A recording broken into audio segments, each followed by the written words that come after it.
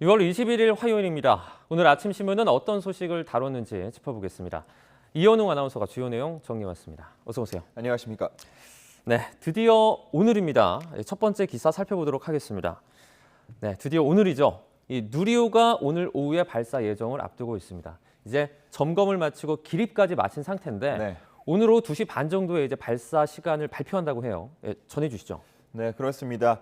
현재로서 가장 유력한 발사 예상 시각은 오후 4시로 알려졌는데 네. 오전과 오후에 열리는 발사관리위원회를 통해서 발사 여부 그리고 정확한 발사 시각 등을 결정한다고 하니까 약간의 변동은 있을 수도 있겠습니다. 네. 지금 보시는 신문은 중앙일보인데요. 작년 10월 1차 발사 때와 달라진 점을 몇 가지 소개하고 있었습니다. 역시나 가장 크게 달라진 점이라고 한다면 진짜 위성을 싣고 우주로 날아간다는 점인데 네. 작년에는 같은 무게의 위성 모사체를 실어서 쐈지만 이번에는 진짜 임무를 수행할 위성이 실리게 됩니다. 그만큼 더 꼭 성공했으면 하는 그런 바람을 갖게 되고요. 1차 발사 때에는 3단 엔진의 조기 연소로 인해서 힘이 부족해서 최종 궤도에는 안착하지 못하는 모습을 보였는데 이제 관련 분석을 마치고 구조를 더 보강했다고 하니까 기대를 더 해보셔도 좋을 것 같고요. 네. 오늘 발사를 앞두고 장마가 시작된다는 소식이 전해지면서 이 때문에 날씨 걱정하시는 분들도 많았습니다. 경향신문 내용을 보면요. 일단은 날씨도 누리호를 도와줄 것으로 보인다는 내용이 있었는데요. 네. 비가 온다고 하더라도 비 자체는 발사에 큰 장애물이 되지 않을 거라고 보고 있었고요. 다만 번개를 동반할 때에는 영향을 줄 수 있겠지만 전자장치를 손상시킬 수 있기 때문에 그런 건데 현재 예보상에는 번개를 마주할 일은 없을 것으로 보인다고 하니까 좀 다행인 부분이었습니다. 네. 오후에 성공 소식 한번 간절히 기다려 보겠습니다. 네, YTN 실시간 뉴스를 통해서 저희가 한번 지켜보도록 하겠습니다. 네. 다음 기사입니다. 네, 공공기관이 이제 실적 발표를 했습니다. 이 등급들이 많이 나눠져 있는데요. 그 결과를 좀 전해주시죠. 맞습니다. 보시면은 탁월 S부터 아주 미흡 E 등급까지 쭉 나눠지게 되는데요.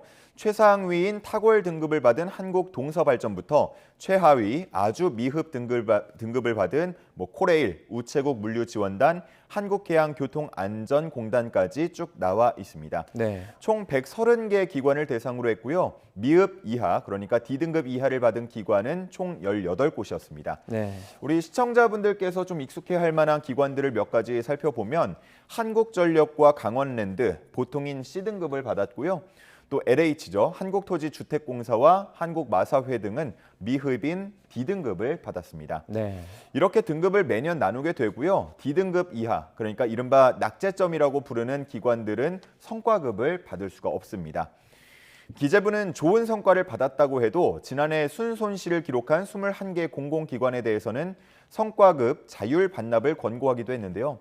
한국전력공사가 어제 바로 경영진 성과급을 자진 반납하겠다고 발표하기도 했습니다. 네. 근데 아마 이 한국전력을 보고서 최근에 적자 소식 상당히 심하다고 많이 들리던데 어떻게 보통인 C등급을 받았지? 이렇게 의문을 갖는 분들이 계실지도 모르겠습니다. 이게 평가 기준 때문인데요. 이번 평가는 문재인 정부 때의 기준을 그대로 적용한 결과인데 재무 성과는 5점만 들어가게 되고요. 네. 상생이나 협력, 지역 발전 등의 가치를 평가하는 사회적 가치 지표가 25점으로 비중이 조금 더 큽니다. 네. 그렇기 때문에 재무 성과는 좋지 않더라도 동반 성장이나 윤리 경영 등에서 좀 노력했다. 고평가를 받게 되면 전체 평가가 좀 좋은 등급으로 나오게 되는 경우들도 있었습니다. 네. 하지만 내년 평가부터는 이게 완전히 좀 달라질 전망인데요. 재무성과 평가 기준을 높이는 등 윤석열 정부의 색깔이 분명히 반영될 전망이라고 합니다. 한편 이번 평가 결과로 인해서 해임 건의가 된 건 최하위 등급을 받은 한국해양교통안전공단 이사장뿐인데요. 문재인 정부 말 이른바 알박기 기관장에 대한 대대적인 해임 건의는 없었다는 평가가 잇따라 나오고 있습니다. 물론 지금 여당 인사들을 포함해서 사퇴 압박을 이어가고 있기 때문에 임기 만료 전이라도 교체될 수 있다는 전망은 계속해서 나오고 있는 상황입니다. 네. 다음 기사입니다. 네. 어제죠. 이제 국민의힘 내부에서 이런 다툼이 발생을 했습니다. 이준석 대표와 배현진 최고위원이 이제 설전을 벌이기도 했는데 좀 좋지 않았다, 보기 좋지 않았다라는 평가가 나오고 있죠. 네, 서울신문 일면이고요. 그 영상은 앞서서 저희 몇 분 전에 영상 보여드린 바 있습니다. 네. 뭐 예상했던 대로 우려 섞인 시선들이 이어지고 있는데요. 지금 제목을 보시더라도 민생보다는 권력 다툼, 집권당의 민낯이라고 썼습니다. 어제 이 대표와 배 최고위원, 취재진이 모두 다 모인 자리에서 뭐 반말과 고성이 섞인 설전을 벌였는데요. 그 사이에 있던 권성동 원내대표가 이 책상을 탁 내려치는, 손바닥으로 내려치는 그 모습을 보면서 아마 많은 사람들의 마음을 좀 대변한 게 아닌가, 그런 얘기들 나오고 있습니다. 네. 비공개로 전환을 했는데 비공개로 전환이 된 뒤에도 2분 만에 이 대표가 자리를 떴습니다. 이런 모습을 본 정치평론가들, 결국은 이 대표 조기 사퇴를 둘러싼 윤핵관의 압박과 공천권으로 인한 당내 싸움이 벌어지는 모습이라고 평가를 했고요. 집권 여당이 국정과 민생을 먼저 챙겨야 하는데 이걸 모두 뒷전으로 미루고 권력 다툼만 하면 결국 국민들은 부정적으로 볼 수밖에 없다는 얘기를 했습니다. 네. 당내에서도 자성의 목소리가 나왔는데요. 서울신문과 인터뷰한 한 중진 의원은 국민에게 죄송한 마음이 든다면서 대신 사과하는 발언을 하기도 했습니다. 네. 다음 기사 이제 민주당 관련 소식도 하나 짚어보도록 하겠습니다. 이 최광욱 의원에 대한 그 징계가 나왔는데요. 이제 6개월 당원 자격 정지죠. 중징계라고 써 있네요. 네, 그렇습니다. 한국일보 기사인데요. 예상을 뛰어넘는 중징계라고 평가를 했습니다. 네. 최 의원 혐의를 끝까지 부인하는 모습을 보였는데 그렇기 때문에 피해자에게 더 큰 심적 고통이 가해진 점도 반영이 됐다고 했습니다. 네. 민주당은 징계 수위에 따라서 뭐 제명, 당원 자격 정지, 당직 자격 정지, 경고 등으로 구분이 되는데요. 성비위에 민감할 수밖에 없는 민주당이 무관용 원칙을 적용해서 좀 무거운 징계를 내렸다, 이렇게 보고 있었습니다. 네. 얼마 전에 박지원 전 위원장도 최 의원에 대한 징계가 경징계에 그치게 되면 국민은 그 어떤 쇄신 약속도 믿지 않을 것이라는 얘기를 SNS를 통해서 전하기도 했죠. 네. 일각에서는 그런 얘기도 나옵니다. 6개월로는 2년 뒤에 총선 출마 등에는 전혀 문제가 없어서 실질적인 불이익이 없다면서 실효성이 크지 않을 것이다, 이런 의견도 나오고 있었습니다. 네. 일단은 내일 민주당이 비상대책위원회를 열어서 이 징계 내용을 최종 의결할 것으로 전망이 되는데요. 현재로서는 윤리심판원 결과를 그대로 존중할 가능성이 크다는 얘기 나오고 있습니다. 네. 다음 기사 보겠습니다. 네, 이 이름이 다시 나왔습니다. 권도영 테라폼랩스 대표인데요. 이제 루나 폭락 사태로 상당히 이름이 알려진 화제의 인물입니다. 루나가 폭락하면서 이제 루나 2.0이라는 새로운 코인을 찍었는데 이걸로 또 돈을 벌고 있다고요. 네, 이 의혹입니다. 테라폼랩스의 권도영 대표가 테라와 루나 대신 새로운 생태계를 만들겠다면서 루나2, 루나2를 발행을 했죠. 네. 그런데 이 루나2를 한 2천만 개 정도 보유한 한 가상 지갑이 있는데요. 네. 이게 권 대표와 연관이 있을 수 있다는 의혹이 지금 제기되고 있었습니다. 네, 의혹이군요. 관련 내용을 경향신문이 싣고 있었고요. 네. 참고로 가상 지갑이라고 제가 부르는 거는 이제 은행으로 치면 계좌에 해당한다고 생각을 하시면 되겠습니다. 네.